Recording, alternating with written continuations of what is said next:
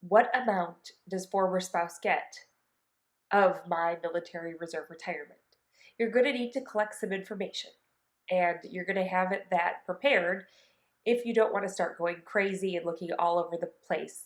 Because I will tell you that there are several data points you're going to need in order to feel that you have a handle on what we're talking about.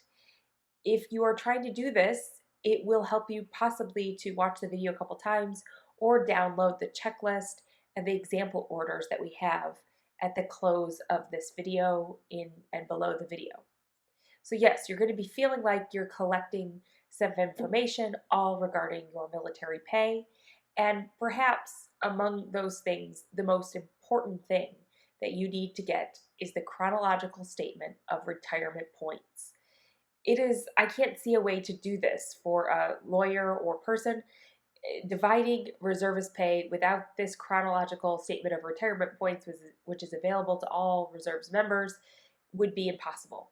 This is what it looks like at the top, and from that you're going to need to extract the pay entry base date, which is the date that the member began getting paid with the military, and that is located on the form at the upper right-hand corner.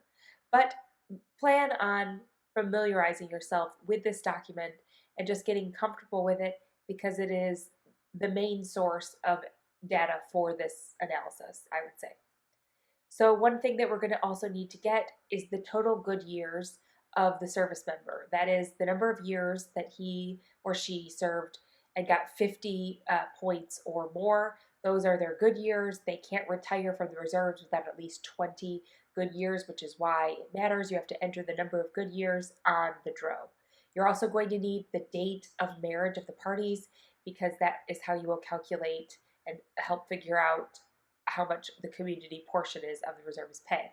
You'll need the date of divorce, and if you're not certain on the date, it can help when writing one of these orders that divides pension pay to have a projected date in mind and just make that the date of division so that it doesn't end up a blank on your domestic relations order. Now, you're going to need to figure out the hypothetical amount of spouse's share of this pay, because in order to properly negotiate in the divorce, you need to know what the value is of what is being divided, or at least the hypothetical value of what he or she will receive when a reservist retires. Now, there's a calculator that's available on the DFAS website, and we have not found that it is functional for this purpose, but maybe when you see this video it will be. You're going to need to figure out and see the pay grade of the service member, which shouldn't be hard to do since it's listed on the LES statements that you're going to need to obtain in order to do this analysis properly. And also the service member will know their pay grade, but it's also best to verify, especially if you're representing former spouse.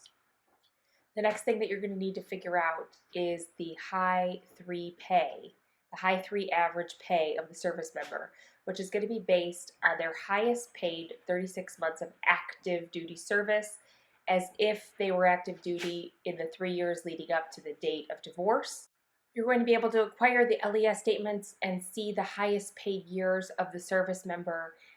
Those are his high 3 average. You'll take the average of the 36 highest pay stubs, and that'll be their high 3. The DFAS website also says that you can use the pay tables and as though the service member was active duty at the time, the 3 years preceding divorce, to figure out the average of what they would have made for that high 3. When I say high 3, I recognize that that could be confusing, but what basically we're trying to do is get all the data points we need to put into a formula that calculates the reserve pension pay.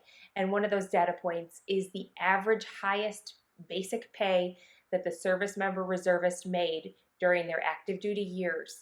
And so that's what we're talking about when we say high 3. It's their high 3 average pay for the years leading up to the date of divorce.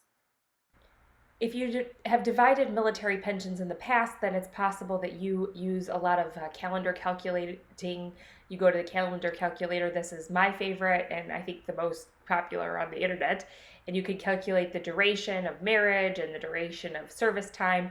But that is not what you do for a reserve member, because everything is based on their retirement points and not on the actual time. So even for purposes of assessing whether you've been married while serving for 10 or 20 years, you need to use good years, 50 points or more.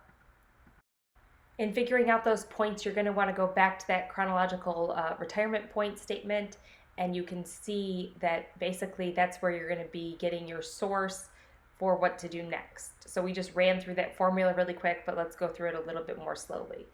You're going to take the total retirement points from that statement that's on the bottom right-hand corner and divide that by 365 for 365 days in the year. By doing this, you're finding out the number of years that you get pension credit for. So that's the number of years that you get your base pay times 0.025. 0.025 is the military-wide multiplier. So for your basic pay that you earn, 0.025 of that basic pay, monthly basic pay, is how much you're earning towards your pension each month in the military. So that's why you multiply it by 0.025.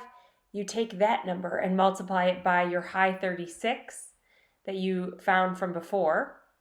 So remember, your high 36 is the average highest active duty months that you had as a service member, which according to sources, there's a bit of a discrepancy on what the high 36 is going to be. Military will not determine it for you, but according to the United States Code, it's the highest 36 months that you were paid during your course of active duty service. The average of that is your high 3. So you take that number and multiply it by your high 36, and what you have is your projected gross military pay. And what you also have is the ability to value or evaluate former spouse's share of pension pay at this time. So let's pretend that we have 5,000 reserve points and we divide that by 365 to get the number of years we get pension pay for. That's 13 years. We multiply that times 0.025 and we get 0.34. And 0.34 times our high base pay is going to bring us to getting a projected gross retirement of $1,441. Former spouse is only going to get the community portion of that pay. So that was the gross pay that service member has accumulated during the entire time they were serving. But the question is, how much does former spouse get? And it's going to be calculated by taking the chronological retirement point statement and figuring out from that timeline which of those points were accumulated during the marriage itself, as opposed to which points were accumulated not during the marriage or before the marriage. And so that'll just be done with a simple fraction. Take the total number of points accumulated during the marriage and divide that by the total number of points accumulated in total. And that will give you the community portion, so the percentage of the total high gross pay that is of the community, which is subject to division in the divorce.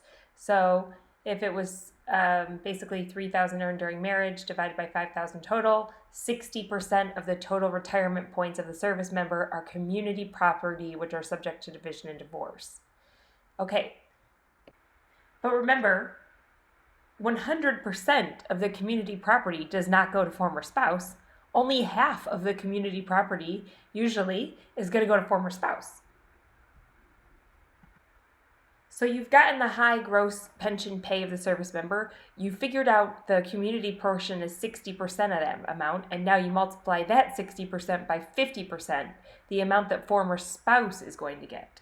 And finally, you have the projected amount that former spouse will receive on service member's retirement.